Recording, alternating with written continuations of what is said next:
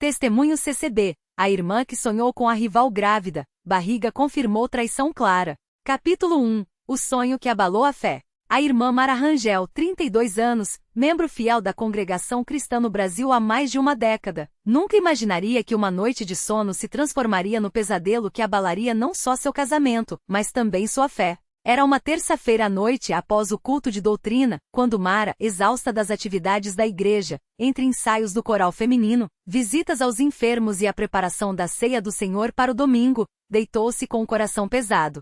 Seu marido, João Pedro, 35, diácono recém-ordenado, havia chegado tarde mais uma vez. Trabalho na gráfica, amor. Você sabe como é, justificava-se, enquanto Mara, com as mãos ainda cheirando a pão ázimo recém-preparado, apenas assentia.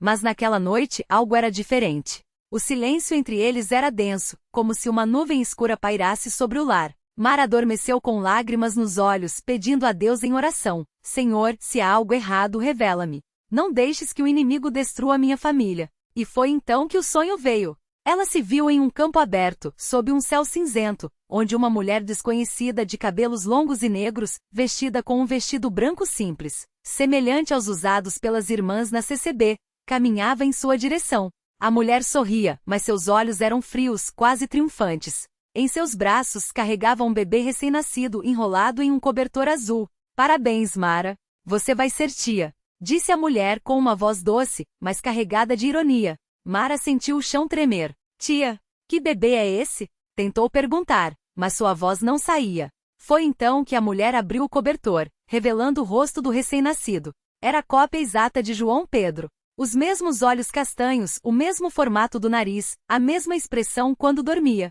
Ela acordou gritando, suada, com o coração aos pulos. João Pedro, ao seu lado, mexeu-se levemente, mas não acordou. Mara olhou para ele, iluminado pela fraca luz da lua que entrava pela janela, e uma dúvida cruel a consumiu. Será que meu marido me traiu? Será que esse sonho é uma revelação de Deus? Capítulo 2. A angústia silenciosa e a busca por respostas. Nos dias seguintes, Mara evitou João Pedro. Não por ódio, mas por medo. Medo de encarar a verdade, medo de que seu rosto revelasse o que seu coração já suspeitava. Ela continuou suas atividades na igreja como se nada tivesse acontecido, limpando o templo, participando das reuniões de irmãs, cantando nos cultos, mas por dentro, uma tempestade a consumia. Na quinta-feira, durante a reunião de irmãs, a irmã Dona Lúcia, uma das mais velhas da congregação, notou seu comportamento distante. Filha, você está pálida. Alguma coisa te aflige? Perguntou, enquanto servia chá de boldo para as presentes. Mara hesitou. Não, irmã. Sou um pouco cansada. Mentiu, mas seus olhos traíram. Dona Lúcia, sábia em suas 78 primaveras, aproximou-se e sussurrou. Menina, quando o Espírito Santo quer nos alertar, ele usa sonhos, visões, até mesmo estranhos. Se algo te perturbou, não guarde para si. O diabo se alimenta do silêncio. Aquelas palavras ecoaram em sua mente. Mara lembrava-se das histórias bíblicas, José interpretando sonhos, Daniel vendo visões, Pedro recebendo revelações. Será que Deus está me mostrando algo? Naquela mesma noite, após o culto de jovens, ela procurou o ancião Mateus, um homem de fé inabalável e grande discernimento. Irmão, preciso de um conselho. Tive um sonho que me deixou muito perturbada. Confessou com a voz trêmula. O ancião, com suas mãos calejadas pelo trabalho e pela oração, olhou-a profundamente. Fale, filha. Deus não nos dá sonhos sem propósito. E Mara contou tudo. O campo, a mulher, o bebê, a semelhança com João Pedro. Quando terminou, o ancião fechou os olhos por um longo momento, como se buscasse direção divina. Irmã Mara, a palavra diz que todas as coisas são nuas e patentes aos olhos daquele com quem temos de tratar. Hebreus 4:13. Se esse sonho veio de Deus, ele confirmará. Se veio do inimigo, será desfeito. Mas uma coisa eu te digo, o pecado não fica escondido para sempre. Capítulo 3. A mulher do sonho aparece na igreja. O domingo seguinte foi um dos mais tensos da vida de Mara. Enquanto ajudava a arrumar as cadeiras do templo, seus olhos não paravam de esquadrinhar as irmãs. Será que ela está aqui? E então ela entrou. Uma mulher alta de cabelos negros e longos, vestida com um vestido branco impecável, acompanhada de uma irmã mais velha. Mara gelou. Era ela, a mulher do sonho. Seu coração disparou.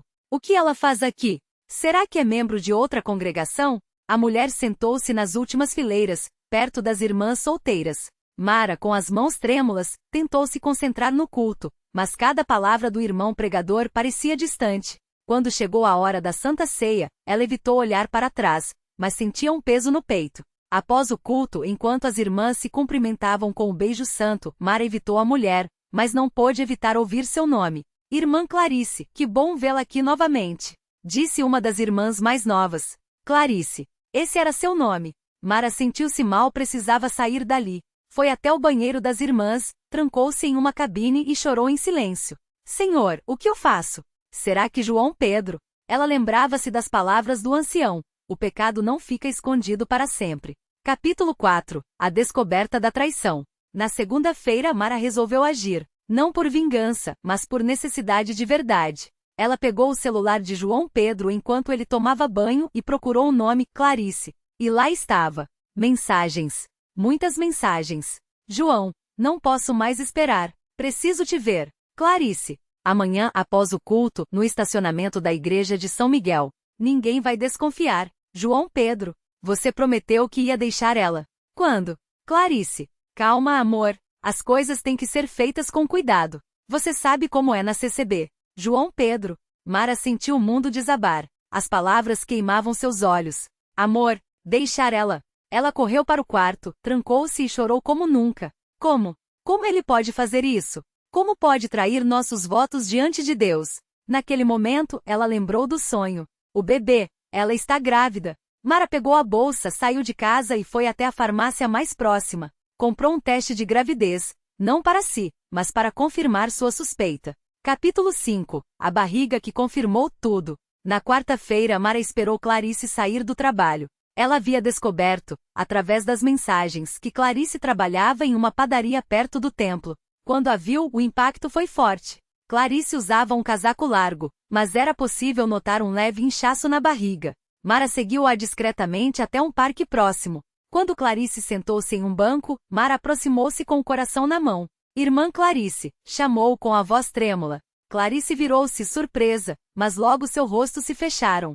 O que você quer? Perguntou com um tom desafiador. Mara respirou fundo. Eu sei sobre você e João Pedro. Clarice riu amargamente. Ah, então ele finalmente contou? Ou você descobriu sozinha, como todas as outras traídas? Ele é meu marido. Nós nos casamos diante de Deus, na CCB. Como você pode fazer isso? Mara sentiu lágrimas escorrerem. Clarice olhou para baixo, para sua barriga, e passou a mão sobre ela. Porque ele me prometeu que ia deixar você. Porque ele disse que nosso filho merecia um lar. Porque eu amo ele. Mara sentiu-se esmagada. Nosso filho. Aquelas palavras confirmavam tudo. Você está grávida? Perguntou, já sabendo a resposta. Clarice assentiu, com um sorriso triste. 4 meses. Ele não te contou, né? Mara caiu de joelhos no chão do parque, como se suas pernas tivessem se tornado água. Tudo fazia sentido agora. Os atrasos, as desculpas, as noites em que ele chegava tarde cheirando a perfume. Senhor, por quê? Ela chorou em voz baixa. Capítulo 6. O confrontamento e a queda do diácono. Mara voltou para casa destruída, mas com uma determinação fria.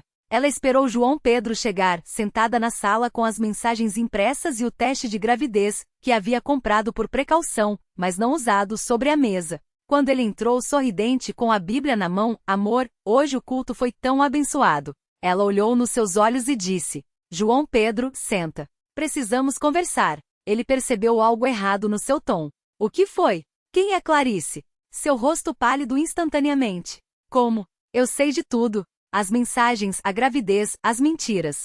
Como você pôde, João Pedro? Como pôde trair nossos votos, trair Deus? Ele tentou se justificar. Mara, eu ia te contar. Só estava esperando o momento certo. O momento certo? Você ia me trocar por ela. Ia deixar nosso casamento por uma adúltera. Não fale assim. Ela é irmã na fé. Ele gritou, perdendo a paciência. Irmã na fé? Irmã na fé não destrói lares. Mara jogou as mensagens nele. Você é um diácono, João Pedro.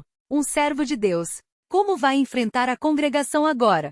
Ele caiu no sofá, com as mãos na cabeça. Eu não sei o que fazer. Mara olhou para ele com desdém. Você vai fazer o que deveria ter feito desde o início. Confessar seu pecado ao ancião e pedir perdão a Deus. Capítulo 7. A confissão na igreja e a expulsão. Na sexta-feira, João Pedro, pálido e tremendo, foi até o ancião Mateus e confessou tudo.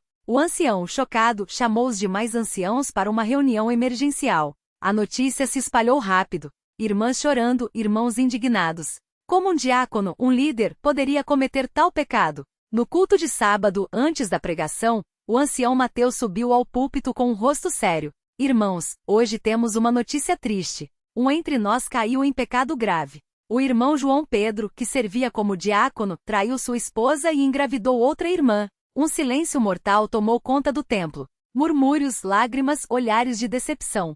Por decisão dos anciãos, ele está suspenso de todas as funções até que haja arrependimento verdadeiro. E a irmã Clarice, que também participou desse pecado, está excomungada até que se arrependa e aborte essa gravidez. Gritos de glória a Deus ecoaram, mas Mara, sentada no fundo, chorava em silêncio. Capítulo 8. O arrependimento e a reconciliação, ou não. Nos meses seguintes, João Pedro tentou se aproximar de Mara, mas ela o rejeitava. Você destruiu tudo. Minha confiança, meu amor, minha fé em você. Disse-lhe certa noite. Ele chorava, pedia perdão, mas Mara sabia que algumas feridas não saravam. Clarice, por sua vez, desapareceu da congregação.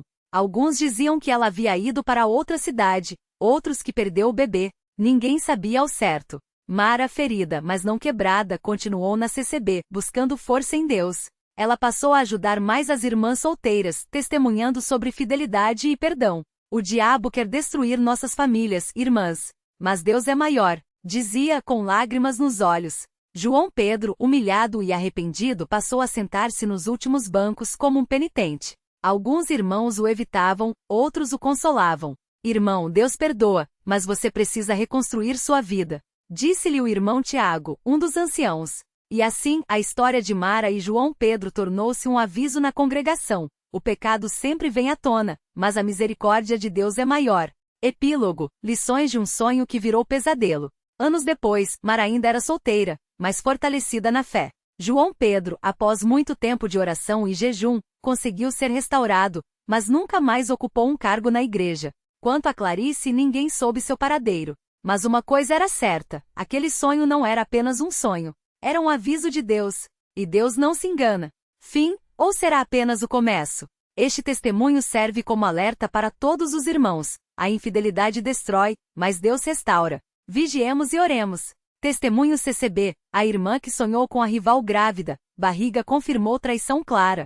Continuação expandida com detalhes profundos, diálogos, conflitos e a vida cotidiana na congregação cristã no Brasil. Capítulo 5. O peso da verdade e as lágrimas no santuário. A notícia da traição de João Pedro se espalhou pela congregação como um incêndio em palha seca. Não havia mais como esconder. Os olhares que antes eram de respeito agora se transformavam em misturas de piedade, julgamento e, em alguns casos, uma curiosidade doentia. Mara, que sempre fora exemplo de submissão e fé, agora carregava o estigma da mulher traída. E João Pedro, o homem que pregava com unção, via sua reputação desmoronar como as paredes de Jericó. Naquela quarta-feira, dia de culto de doutrina, o salão estava mais cheio do que o comum. Muitos irmãos vinham não só para ouvir a palavra, mas para ver com seus próprios olhos como Mara e João Pedro se portariam. Ela entrou com a cabeça erguida, vestindo seu melhor vestido azul marinho, aquele que usava em ocasiões especiais. Seus cabelos, sempre presos em um coque impecável, agora tinham algumas mechas soltas, como se a dor tivesse afrouxado até os fios. Sentou-se no banco da frente, como sempre fizera, mas desta vez sozinha. João Pedro chegou atrasado, com os olhos inchados e a barba por fazer. Procurou um lugar nos fundos, onde pudesse se esconder entre as sombras. O irmão Paulo, o pastor local, subiu ao púlpito com uma expressão séria. Ele não mencionou diretamente o escândalo, mas sua mensagem foi clara. Irmãos, o Senhor nos adverte em Gálatas 6:7. Não vos enganeis, de Deus não se zomba, pois tudo o que o homem semear, isso também ceifará. O pecado pode parecer doce no início, mas seu fruto é amargura. Hoje peço que cada um examine seu coração. Se há algo oculto, que Deus o revele. Se há arrependimento, que haja restauração. Mas lembre-se, a justiça divina não falha. Mara sentiu as palavras como facas. Olhou para trás, procurando João Pedro, e seus olhos se encontraram por um breve segundo. Ele baixou a cabeça, envergonhado. Ela, porém, não desviou o olhar. Não havia raiva ali, apenas uma tristeza profunda, como se estivesse vendo um estranho. Após o culto, as irmãs se aproximaram de Mara em pequenos grupos. Algumas ofereciam palavras de consolo, outras conselhos não solicitados. Irmã Mara, você precisa perdoar. O perdão libera você, não ele. Disse irmã Lúcia, uma das diaconisas, segurando suas mãos com força. Mas como perdoar algo que me destruiu? Mara respondeu, a voz trêmula. Eu o amava. Confiei nele. E agora sou a piada da congregação. Não, filha.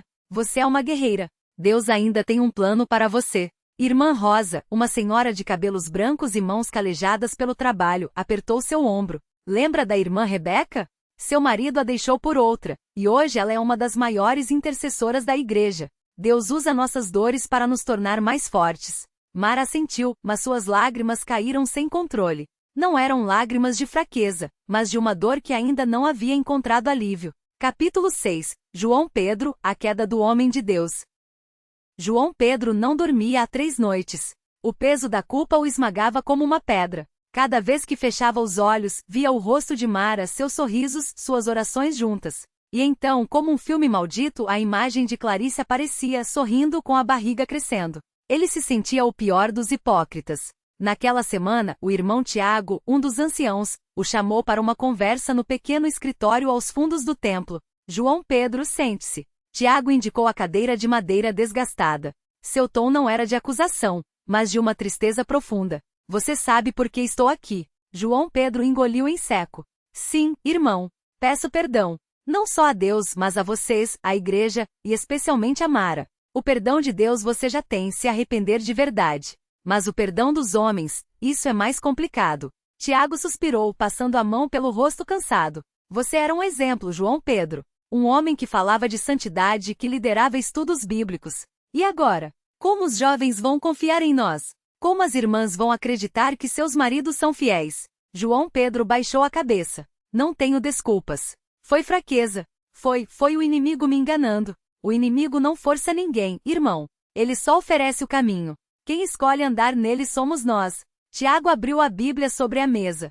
Em 1 Coríntios 10:12 está escrito, aquele pois que pensa estar em pé, olhe e não caia. Você caiu, João Pedro. E agora precisa se levantar. Mas saiba, o caminho de volta é longo. Você não vai mais pregar. Não vai mais liderar. Vai sentar nos fundos, vai ouvir, vai aprender. E vai orar. Muito. João Pedro assentiu, sentindo o peso de cada palavra. E a Clarice? Ele perguntou, quase num sussurro. Tiago olhou com severidade. Ela não é mais sua preocupação. Se Deus quiser, ela vai aparecer. E quando isso acontecer, você vai ter que enfrentar as consequências. Mas agora, seu foco é você e sua família. Ou o que sobrou dela. João Pedro saiu do escritório com as pernas trêmulas. Sabia que merecia tudo aquilo. Mas a dor de perder Mara, de ver seu ministério desmoronar, era insuportável. Capítulo 7. Clarice, a sombra que desapareceu. Enquanto Mara e João Pedro sofriam publicamente, Clarice havia sumido. Ninguém havia mais nos cultos. Seu telefone estava desligado. Alguns irmãos murmuravam que ela tinha ido para outra cidade. Outros diziam que estava escondida, envergonhada. Mas a verdade era que ninguém sabia. Até que 2 semanas depois do escândalo, irmã Ana, uma das missionárias que visitava os doentes, bateu à porta de Mara com uma notícia. Irmã Mara, eu vi a Clarice. Ana falou baixo, como se temesse ser ouvida. Mara sentiu o coração acelerar. Onde? Como ela está? Ela está na casa da irmã Ruth, na periferia. Grávida como todos dizem. Mas, ela não está bem. Ana hesitou. Ela chorou muito. Disse que não queria isso, que João Pedro prometeu que deixaria você, que eles ficariam juntos.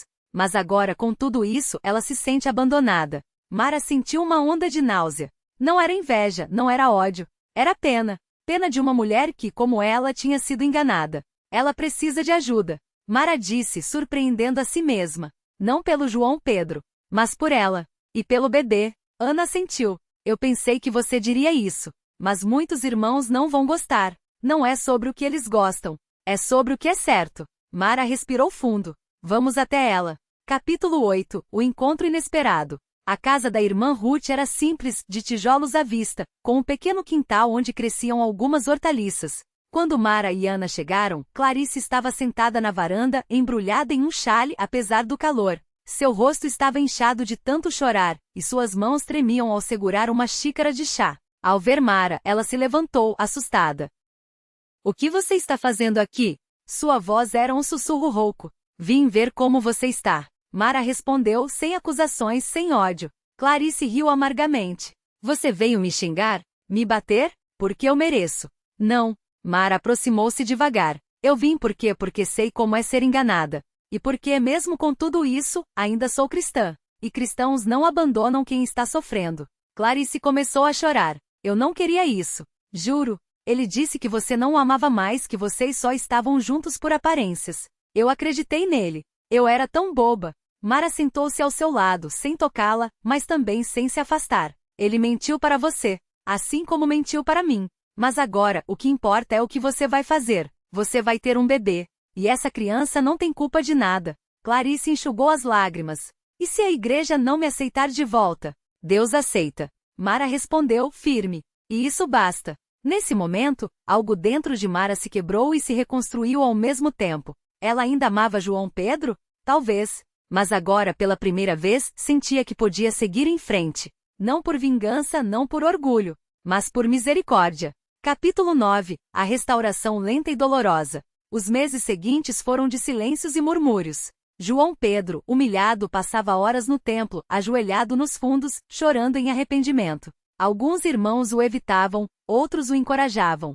O irmão Tiago, severo mas justo, o acompanhava de perto. Arrependimento não é só chorar, João Pedro. É mudar. Ele disse certa vez, após um culto. Você vai ter que provar, não com palavras, mas com ações, que é um novo homem. João Pedro começou a servir na igreja de maneiras que ninguém via. Limpar banheiros, arrumar cadeiras, ajudar os idosos a chegarem até seus bancos. Não pedia reconhecimento. Não queria. Só queria, de alguma forma, reparar o que havia destruído. Mara, por sua vez, encontrou força em um lugar inesperado, o coro.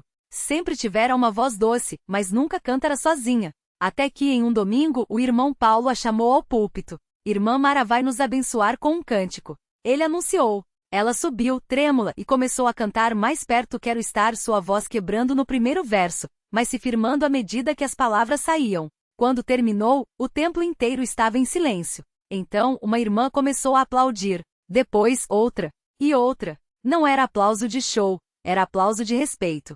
De admiração por uma mulher que, mesmo ferida, ainda louvava. João Pedro, nos fundos, chorou como nunca. Capítulo 10. O nascimento e a escolha. Clarice deu à luz uma menina, pequena e saudável. Chamou-a de Sara, que significa princesa. A notícia se espalhou pela congregação, e os comentários foram divididos. Alguns diziam que a criança era frutos do pecado e não deveria ser bem-vinda. Outros, como Mara, defendiam que nenhuma criança era culpa dos erros dos pais. No dia do batizado de Sara, Mara estava lá. Não como madrinha, mas como apoio. Clarice, agora mais magra e com olheiras fundas, segurou a bebê nos braços com um misto de medo e amor. Obrigada por estar aqui. Ela sussurrou para Mara. Eu prometi. Mara respondeu, sorrindo levemente. João Pedro não foi convidado. E não tentou ir, sabia que não era seu lugar. Mas naquela noite, depois do culto, ele procurou Mara pela primeira vez desde a separação. Ela estava saindo do templo, acompanhada por algumas irmãs.